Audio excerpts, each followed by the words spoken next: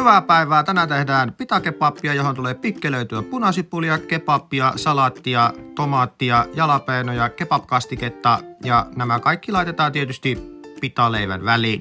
Tällä kertaa paistetaan kebab tällaisessa leivinpaperin vuuossa airfryerissa. Kebabia omaan maun mukaan, minkä verran nyt tykkää syödä. Pistetään kebabit airfryeriin 6 minuuttia 180 astetta, niin tulee tommosen paperin kanssa ihan hyvä. Jos ilman paperia paistaa, niin sitten vähän vähemmän aikaa.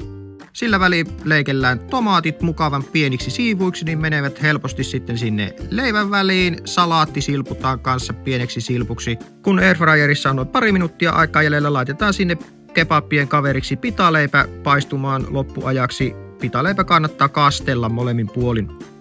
Tämmöiset kotikokkailut syödään tietysti suodatinpussista.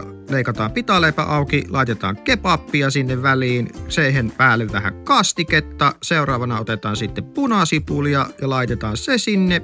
Omaan maun mukaan tietysti kaikki nämä, mitä sinne tykkää laittaa. Itse tykkään laittaa jalapeenoa ihan reilusti, tomaatit sitten siihen päälle vielä ja lopuksi viimeistellään salaatilla ja sitten ei muuta kuin syömään.